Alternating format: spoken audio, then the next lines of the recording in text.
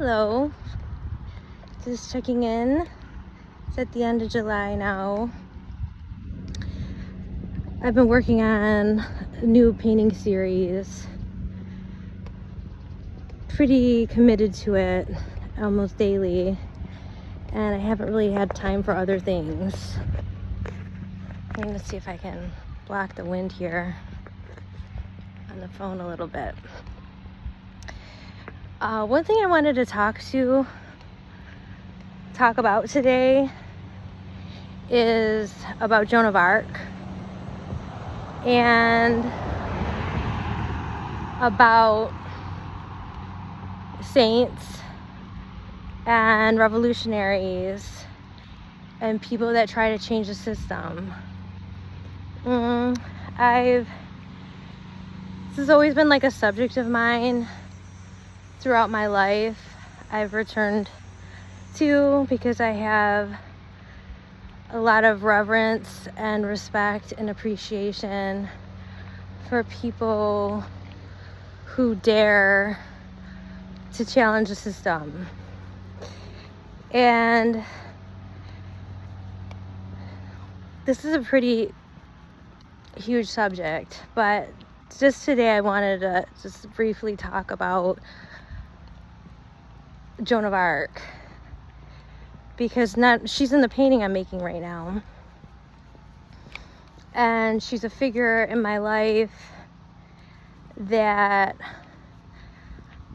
I've always looked up to and emulated, and I just love the story. And if you look at what Rudolf Steiner talks about Joan of Arc and the significance of her birth, and about January 1st, and even he talks about the Maid of Orleans as being very significant. So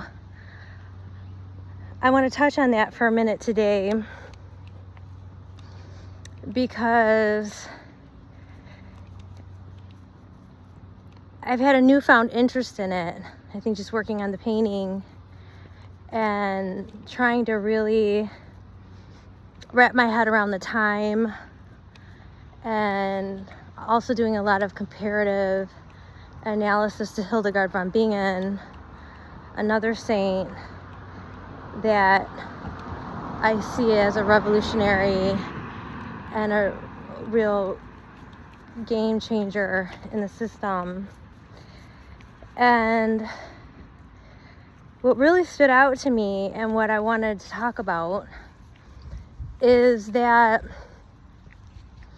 Joan of Arc had these visions, and in her visions she was told she was going to, and I'm going to just paraphrase this without getting into specifically, that she was going to lead this army to victory and crown the king. And so she did that. She went to king, she proposed a situation, and then she got the respect and help of the king and support of the would-be king, ending the 100-Year War with Britain, which is absolutely incredible. And she did it. She led those two advances and military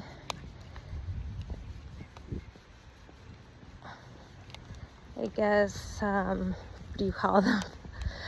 Military conquests against the British, and they won. She won, and she was a great inspiration and help to the army in her role as the Maid of Orleans.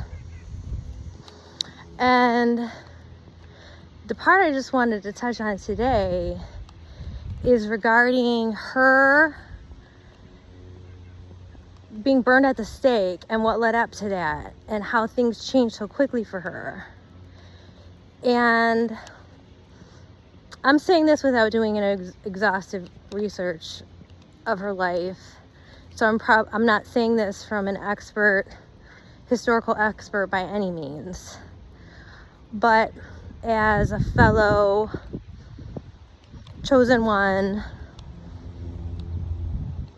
under the name of God, and my understanding of the pathway of this, of the saint, which we're all called to.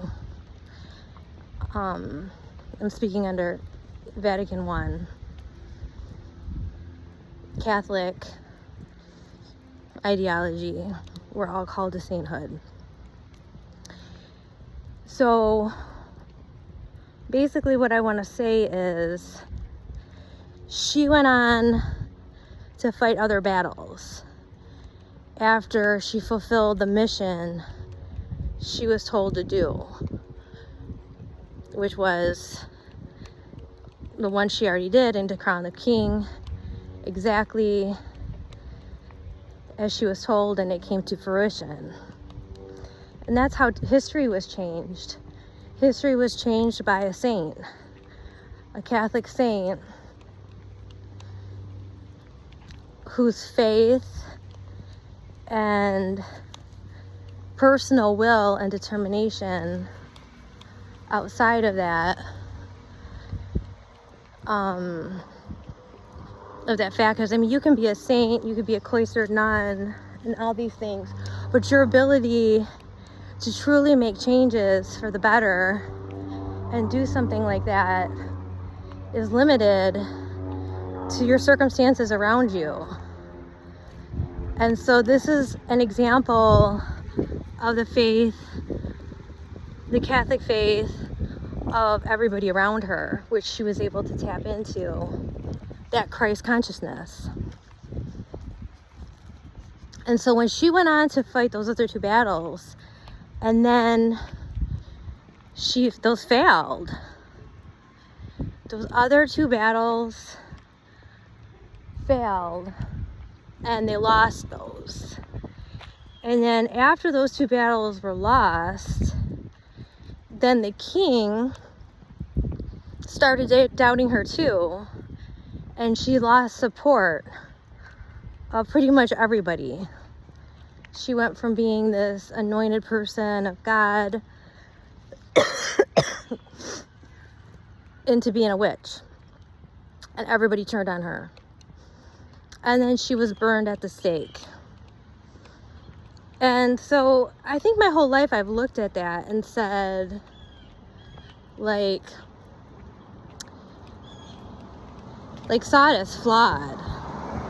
You know, like, maybe she shouldn't have done that because, you know, obviously, like, the messages from God were right and then they were wrong. Like, it was kind of a faith issue for me. But as I went over and I looked at it, I realized and I recognized it as a will issue of the human. That she was a human like anyone else who's a human. And she was given certain graces and gifts and a message and a destiny from Yud-Heh-Vav-Heh to accomplish this amazing miracle and feat, which she did. But as a human, what really led her to fight those other two battles after she did what she was called to do, and essentially finish that. And so, without looking into all like her visions and messages more than that and like harping on that, I just want to say that I think it shows how all of us can learn when to hold them and when to fold them. We're all given a destiny, we're all given a message, and we are all created in God's image. And then the moment we're born, we start tainting that. Like Paul said, though I do good, evil is right there with me. And so our lower self is what changes us from God's image into an idol, essentially now, with all these narcissist selfie weirdos, myself included, where we're at right now. Also, what Rudolf Steiner says, according to that. So, I'm just saying today, my message is, things may have been different for Joan of Arc. She didn't have to die at the stake and be martyred in that way. If she accomplished what she was supposed to accomplish and then finished it, like moved on. I don't know, she could have been a nun. Whatever her other pathway was, she was given a mission and she completed it. And for some reason, maybe she was pushed too, because they're like, we need you here for these other battles. They need your support. They need you. Like she was a good luck object. They're treating her like a anthema, like a cursed witchcraft object of good luck, rather than just accepting her for the part and the role that God put out for her and carved out for her. And so I hope we can all learn something from that. I know I can.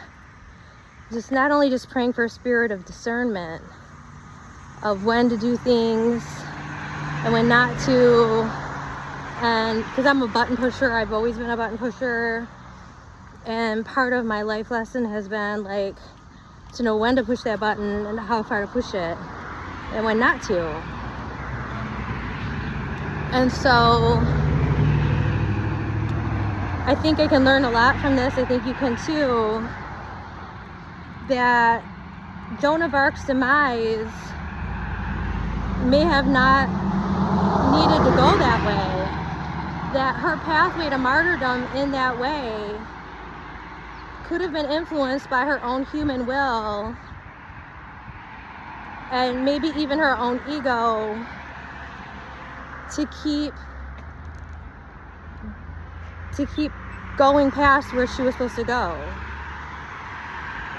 And so you can research the story yourself and make your own conclusions about it. I'm literally just presenting another idea, another aspect of it that we might all benefit from looking at.